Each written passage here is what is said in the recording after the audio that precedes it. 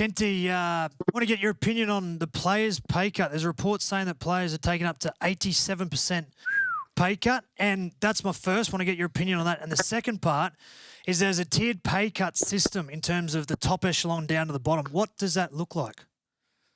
Well, I don't know the tiered pay cut system. I think, look, to be honest, that's something that the RLPA have still got to come up with. It's still a discussion.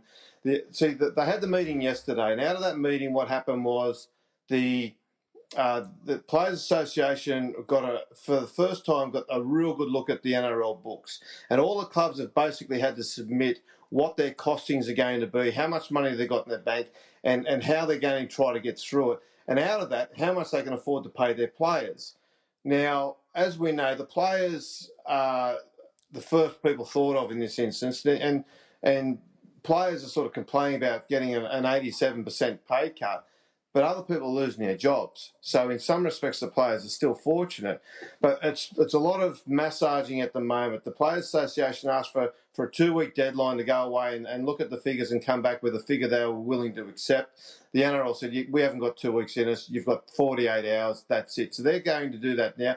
87% sounds massive, but let's look what's gone out of the game. You've lost most of your broadcast money. Yep. You've lost nearly all your sponsorships. You've got no gate takings. You've got no season ticket sales anymore. All the money's just gone out of the game. So basically, a lot of clubs are sitting there looking at what they've got left in their bank account.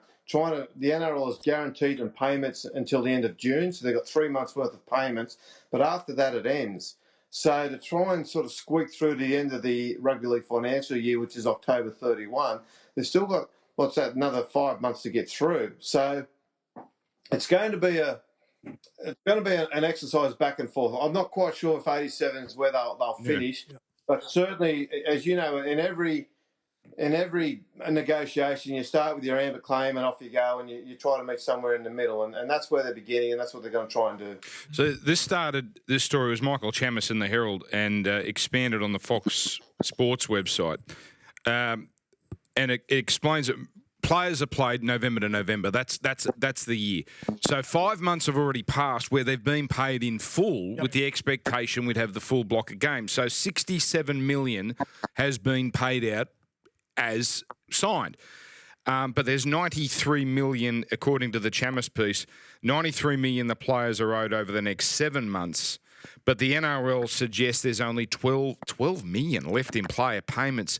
See, Cooper, as a recently retired player, I'm going to believe, tell me if this is right or wrong, that 87 is going to make the players balk a bit. It seems like the players have been very, at least publicly, generous and open and mature to this point. If that's the number, if we're going at 87, I reckon players are going to say, hang on, I know we're struggling here, but something doesn't quite add up. Yeah, it's a big number, and obviously, the ramifications of that pay cut, play out in a number of different ways. Cameron Smith, Cherry Evans and Wade Graham are the leaders of the RLPA representing the playing group. So they're the ones that are making the big decision, the moral on behalf of the players. I'm with Kenty. This game is a great game and we've been blessed to play it. It's taken its hit, and as players who buy into the rewards of it, we also need to buy into the downside. It's we asked for the CBA and being partners. You did. When I was a part of it, but now being a non-player, I personally think they have to do whatever it takes. And I'm with Kenty. Some people have lost their jobs in society. Yeah. Players are still being able to have a job, some form of security with their lifestyle choices. But this game has been a blessing and can transform lives, and I think the players need to give back a little bit. Yeah, well, look, I agree, but to me, when I first heard the 87%, I thought, geez, I'll never, I thought that they would have been dealing with like 50% and then going up from there. But as Kenny said, this is probably where they're going to start. Yeah. The NRL, that would be the NRL's. Well, the fact that 5 months has been paid in full, we obviously didn't know what was going to happen, sort of affects that number. So over the course of a year, it's not going to be 87%, but it might, have I got this right, Kenny? It might be 87% from now. Is basically, you take the hit from now. Yeah, let's remember too, Dan, though, we had Brian Fletcher on the show yesterday, and he said that the NRL told them they've got 150 million in the bank, and out of million. They've allocated $20 million this month, next month, and the month after, and the month after. So he said that the NRL told them only as late as Monday, $60 million was there for the players for the rest of the year. That's right. I don't know where Shamus's number comes from. I'm not saying he's wrong, but I just know that that was the figure that was told to the clubs in the Monday. $60 million for the rest of the year. That's slightly more than 87% pay cut. So I don't know I don't know how they're going to do it. I do know that a lot of that. Look, once they get into that situation and the club money goes to the clubs, whether the clubs then want to pass on the full percentage to the players remains to be seen, because the clubs have still got to meet their expenses too, as skinny as they are, and with all the people being put off, some on indefinite leave, some sacked, some have been forced to take annual holidays now. All those, so these are all discussions that have got to be held. There's nothing firm so far that we can count on and say, right, that's done, that's settled, and we're okay. How do you think it's going to play out, Cooper? Well, personally, I think the players through the leadership of Smith, Cherry Evans and Wade Graham, they need to be a part of the moving structure, because I was speaking to Blocker earlier. I was fortunate enough to play this game because of the likes of Dally Messenger, Clive Churchill, Ron Coote. These guys were pioneers for the game. They dug the well, didn't they? They did, Yep. absolutely. Yep. And the rugby league landscape has changed significantly. I think the players of today can reshape and be pioneers of the next generation if they do the right thing. Do you know, in 10 years' time, or not even 10 weeks, 10 months' time, we need to look back and say we made the right decisions now. I think Clint Newton's done a magnificent job. Certainly. When he goes into to deal with blokes who have been around the block a lot and to negotiate, would he take someone in with him? Is he ready to go in and negotiate hard nose? I think he's done a great job. Don't get me wrong. That's a question for Kenny or for Cooper, because doing that? Should it be going hard nosed? Like as Cooper said, this game. Look, let's be fair to Ingham, okay? And this is going to sound crude, but the players are a product here. They play the game. They put on a service. They get paid for their service. The game. You blokes came in, played the game, retired from the game. The game was there before you. The game was there after you.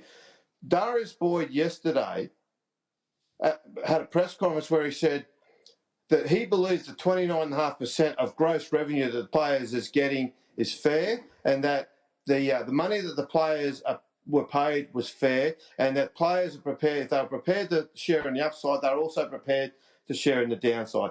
It all makes sense until you look at it this way. Every other person involved in the game says the model we have got is wrong. The 29.5% going to the players is far too much, because as we've seen, admittedly it is a worldwide crisis, but we are in no position to defend this. The game is on its knees, and unless there's a government bailout of some kind, it is going to be detrimental in a very significant way. So the model we have, once we get through all this, we have to then go back and look at the salary cap and look at how much clubs are being paid, look at how clubs are actually spending the money, because when this current CBA and broadcast deal was done, the clubs all came in and said, we want more money, we want more money. The NRL said, John Grant, who was trying to save his job at the time, so rolled over for the clubs, said to the clubs, okay, I'm going to give you 130% of the salary cap. He gave them $13 million. It nearly doubled the annual grant the clubs got. They nearly doubled it. And as part of that, though, the clubs were told, from now on, don't expect us to bail you out. If you get in financial trouble, we will not be bailing you out. So every club had to go away and then, okay, safeguard its future. Now, some clubs have done that. Some clubs like the Roosters, who are obviously very smart, run by a very slick board, have gone out, they've invested, they've built their future, and they've built a bit of a safety net for what everybody is enduring now. Other clubs have just gone out and they've bought more GPS monitors, they've bought some iPads, they've got a couple of extra physios in. They've done nothing indulgences in the business. And that's why they're now vulnerable. So what the game needs a total reshape when we get out of this, including the salary cap, including how much players are paid, and including how clubs then spend the money, because we've seen that no investment from some clubs in their infrastructure, and how when it went from 7.4 or whatever it was as an original grant 4 years ago up to $13 million, clubs are still losing money. They're still losing the same amount of money they were on a smaller grant. So what have they done? They've done nothing to grow their business. I don't think there's anyone that would argue, and the AFL, have a look at what's going on with the AFL. The players are getting killed PR-wise because they are speaking out. Jack Rewalder said some things. Yeah. Oh, we put on a charity game for State of Origin. Raised $8 million or something. So, you know, players aren't silly, Cooper, especially the senior blokes, and they'll know not only do you have to do what's right for the game, but you don't want to get the public offside. That's the last thing you want to do. Yeah, absolutely. I think, we don't obviously in conversations with the AFL, that's their situation. But from the outside, it looks terrible. Considering the outdoor climate at the moment, it looks bad. But I think our players have been pretty good, but haven't they? That's what I was just about to say. I think the leadership or the PR exercise that the RLPA are doing in terms of 87% the numbers tiered system, it actually looks in their favour. But what the model is and the grievances of that model that Kendi spoke about, I just think it's all off the table. I think what we need to do is reconvene at the negotiating table and work out what's best moving forward for every facet of our game.